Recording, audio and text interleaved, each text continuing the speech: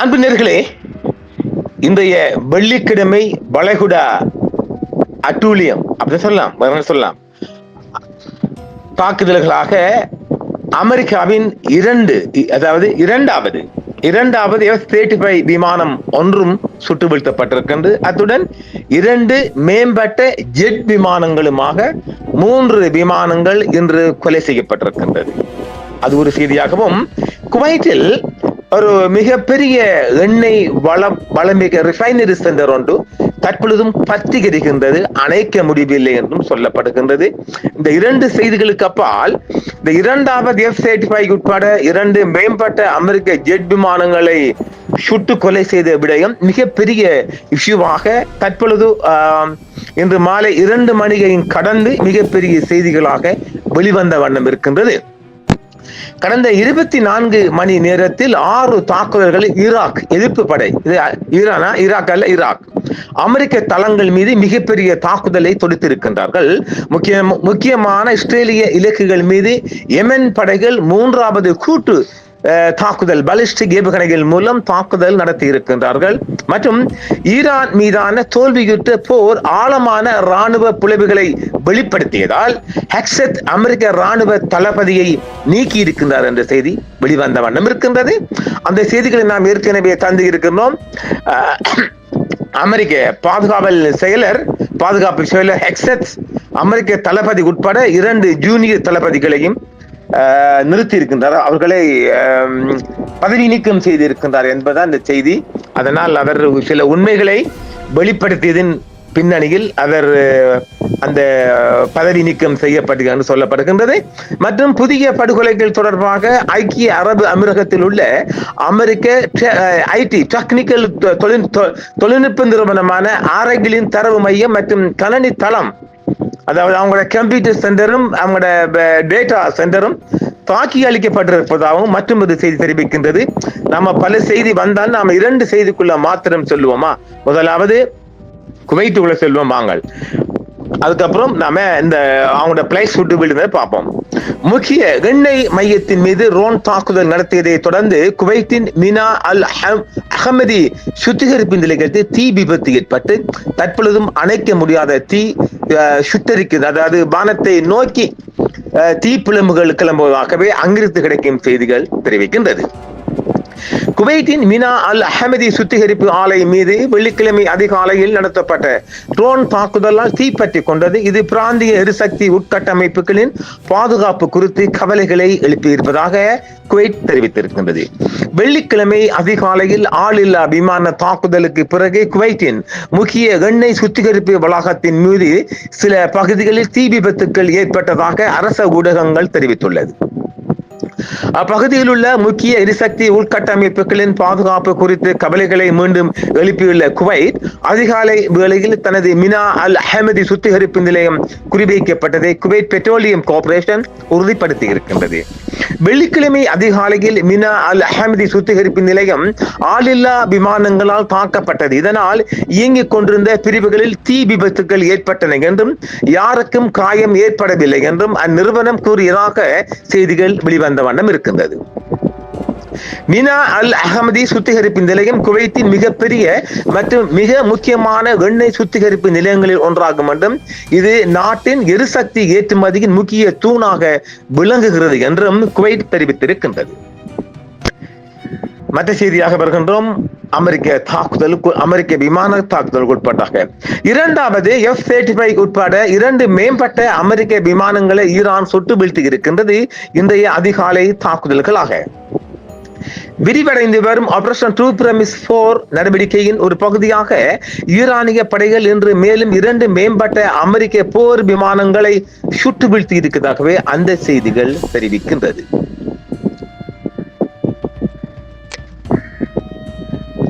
ஐக்கிய அரபு அமீரகத்தில் உள்ள அமெரிக்க விமானிகளின் இரகசிய மறைவிடத்தையும் ஒரே நேரத்தில் அளித்திருக்கின்றது ஈரான். அமெரிக்காவும் இஸ்ரேலும் பிப்ரவரி 28 அன்று ஈரான் மீது நடத்திய முந்தைய தாக்குதலுக்கு சுமார் 8 மாதங்களுக்கு பிறகு எவ்வித ஆத்திரமூட்டலும் இன்றி நடத்திய வான்வழி தாக்குதலுக்கு எதிராக ஈரான் மேற்கொண்ட வேகமான மற்றும் பெரும் பதிலடி நடவடிக்கைகளின் ஒரு பகுதியாக இந்த தாக்குதல்கள் அமைந்திருப்பதாகவே ஈரானிய செய்திகளும் குவைத் செய்திகளும் தெரிவிக்கின்றது. வெள்ளிக்கிழமை அன்று வெளியிட்ட இந்த காலை வெளியிடப்பட்ட அறிக்கையில் இஸ்லாமிய புரட்சி காவல் படை மத்திய ஈரானில் தங்களது புதிதாக உருவாக்கப்பட்ட மற்றும் மேம்பட்ட வான் பாதுகாப்பு அமைப்புகள் ஒரு ஸ்ட்ரெஸ் F-35 விமானத்தை சுட்டு வீழ்த்தி இருக்கின்றது. ஈரானிய படைகள் சுட்டு வீழ்த்தப்பட்ட விமானம் லேஹின் ஹீல் படைப்பிரிவை சேர்ந்தது என்றும் அந்த போர் விமானம் முற்றிலுமாக சிதைந்து நொறுங்கிவிட்டது என்றும் அந்த அறிக்கை தெரிவிக்கின்றது. விமானம் முற்றிலும் சிதைந்து விட்டதால் விமானியின் நிலை என்னவென்று தெரியவில்லை என்றும் விமானி அந்த இடத்திலே இறந்திருப்பதற்கான அதிக வாய்ப்பு இருப்பதாகவும் ஈரான் தெரிவித்திருக்கின்றது. அந்த மேம்பட்ட விமானம் பின்னர் ஹெங்காம் மற்றும் ஹம்ஸ் தீவுகளுக்கு இடையில் விழுந்து நொறுங்கி எப்போதும் பாரசீக வளைகுடாவின் ஆழத்திற்குள் வீழ்ந்தது. இந்த சுட்டு வீழ்த்தல் வாஷிங்டன் சமீபத்தில் சொல்லாடல்களுக்கு ஒரு நேரடி கண்டனமாகும் என்றும் அமெரிக்க படைகள் ஈரானின் வான் பாதுகாப்புகளை அழித்து விட்டதாக டொனால்ட் ட்ரம்ப் முன்பு கூறியிருந்ததற்காக அதை வெளிக்காட்டும் முகமாகவும் அந்த தாக்குதல் இடம்பெற்றுள்ளதாக ஈரான் தெரிவித்திருக்கின்றது.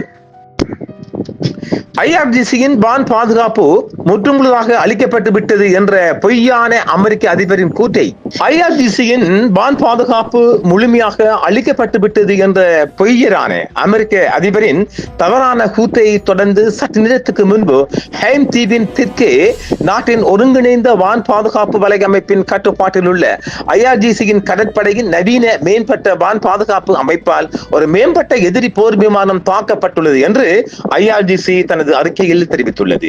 இந்த சம்பவம் அமெரிக்க ராணுவத்திற்கு ஏற்பட்டு வரும் அதிர்ச்சி கூட்டும் விமான இழப்புகளின் பட்டியலில் மேலும் ஒன்றை சேர்க்கிறது என்றும் மார்ச் 11 அன்று மத்திய ஈரானின் வான்வெளியில் அமெரிக்க விமானப்படையின் F-35 போர் விமானம் ஒன்றை IRGC வெற்றிகரமாக தாக்கி அளித்துள்ளது என்ற செய்தியும் வெளிவந்த வண்ணம் இருக்கிறது.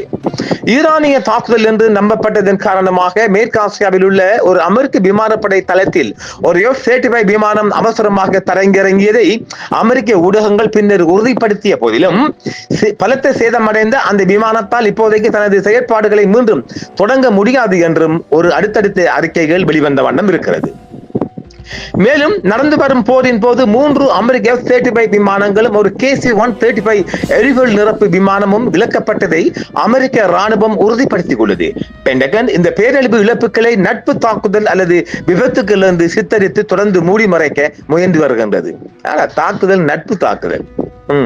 சமீபத்தில் நெவாடாவில் ஒரு F-35 விமானம் வீழ்ந்ததாக அமெரிக்க ராணுவம் அறிவித்தது. ஈரானுடனான போரில் இஸ்ரேல் போர் விமானங்களை இழந்ததை மறைப்பதற்காக கூறப்படும் ஒரு அவசரமான மூடிமறைப்பு கதை என்று இந்த அறிவிப்பை ராணுவ வல்லுநர்கள் பரவலாக கருதுகிறார்கள்.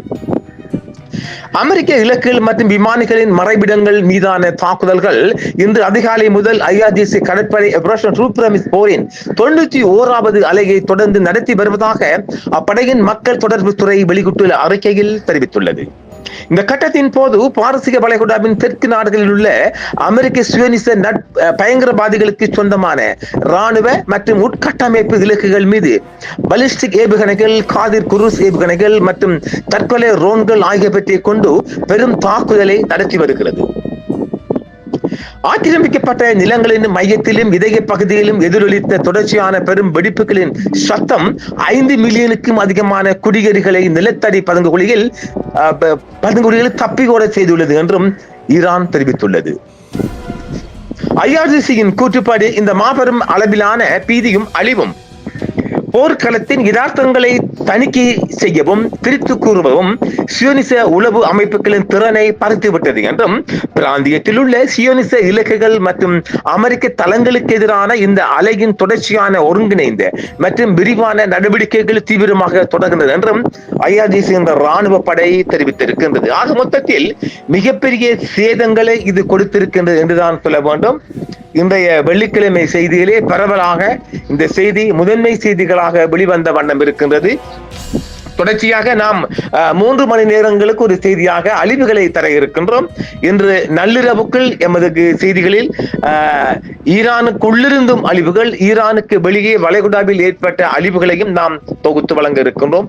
செய்திகள் கிடைத்தவுடன் உங்களுக்கு அதை நாம் உரிய வேளையில் கொடுப்போம் என்பதையும் கூறி மீண்டும் மற்றொரு காணொளியில் சந்திப்போம். என்றும் உங்களுடன் சன்ரைஸ் இந்தியா டிவி. சப்ஸ்கிரைப் பண்ணுங்கள், பெல் பட்டனையும் கிளிக் செய்யுங்கள். உங்கள் ஆதரவே எங்கள் சேவை. ஆதரவு தாருங்கள், அரவணைப்போம். மறக்காம சர்ப்ரைஸ் பண்ணுங்க. தேங்க்யூ.